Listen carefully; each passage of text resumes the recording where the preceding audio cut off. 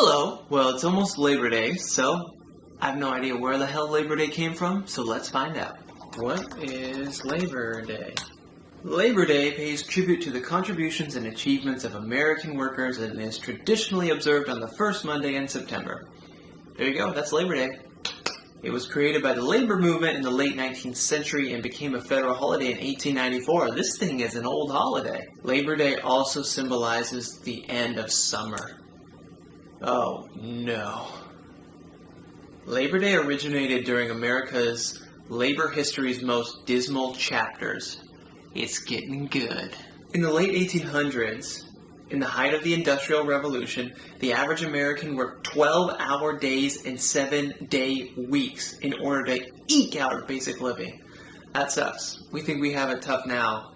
That really sucks here. Children as young as 5 or 6 toiled in mills, factories, and mines across the country. And then on top of that, extremely unsafe working conditions with insufficient access to fresh air, sanitary facilities, and breaks.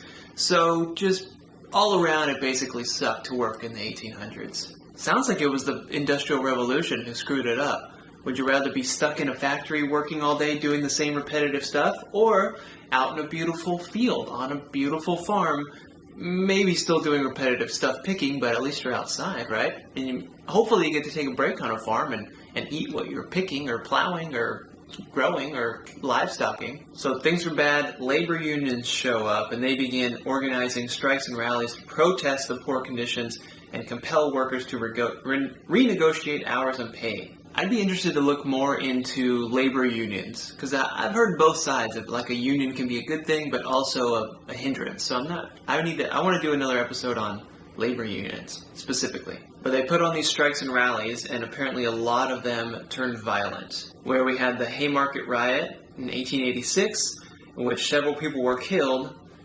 But check this out, September 5th, 1882, 10,000 workers took unpaid time off to march from City Hall to Union Square in New York City, holding the first Labor Day parade in United States history. There you have it, the first Labor Day parade. It was the working man's holiday, celebrated on the first Monday in September. It caught on in industrial centers across the country, and many states passed legislation recognizing it. And then it was 12 years later when Congress legalized it as a holiday in 1894, when it brought workers' rights squarely into the public's view. So I'm guessing this was just, we're doing this to make the workers' rights known, to make people aware of the issue? Or is it just for a day off? Why do we have Labor Day? Okay, so it's a nice 3-day holiday that we get to have, but it sounds like Labor Day and labor leaders really have given us the ability to not have to work weekends. We only have a 40-hour weekday, having sick days and paid time off. Labor Day kind of gave awareness to these issues and led to the protests and strikes in order to create better, fairer working conditions. So Labor Day is important. It's not just an extra day off, people. But that's what I always just figured it was. Never knew what Labor Day really was, but it's appropriately named. It's named well. Labor Day is to spread awareness about unfair labor treatment and unfair working conditions. So Labor Day.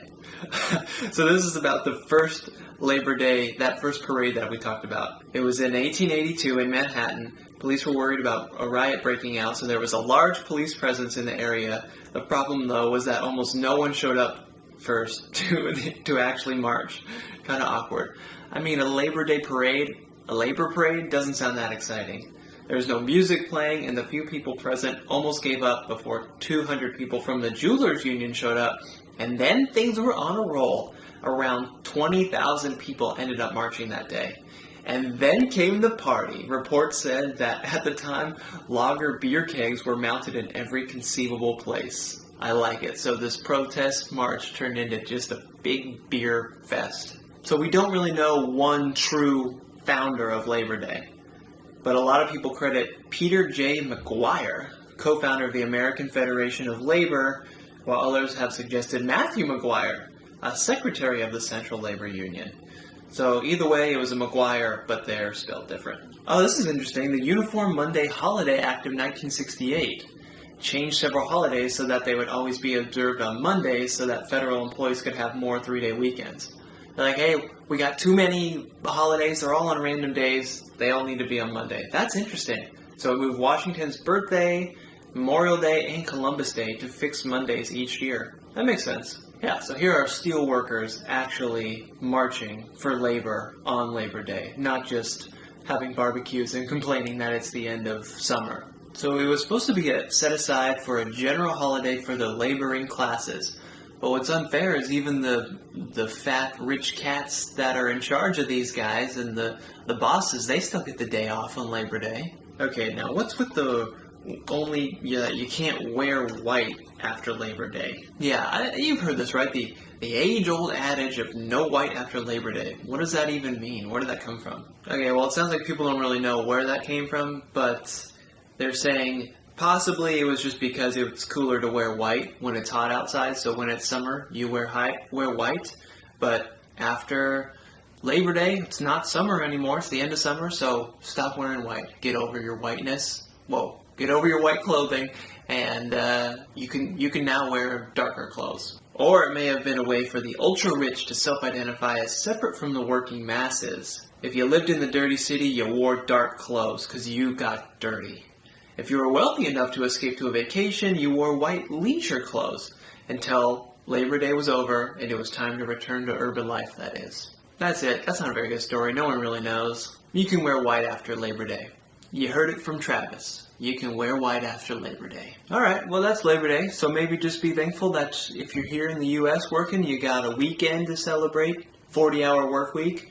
You're not forced into bad working conditions with no circulation of air and all that kind of stuff, so appreciate that this Labor Day, and maybe if you're being treated unfairly, this is the chance for you to rise up and speak out against that too for your Labor Day celebration, so think about it.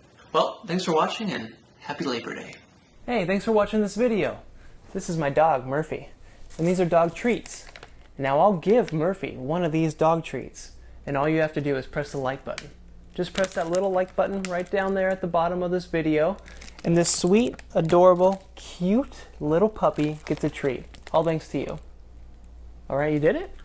Okay, I believe you if you said you did it. There you go, Murph. She got that treat because of you. Now, I'll eat one of these treats, and all you have to do is click that subscribe button. Right there, pointing to it, just click that subscribe button, subscribe to Curiosityness with me, Travis DeRose, get lots of good video, and I'll eat this treat. Alright, you did that too?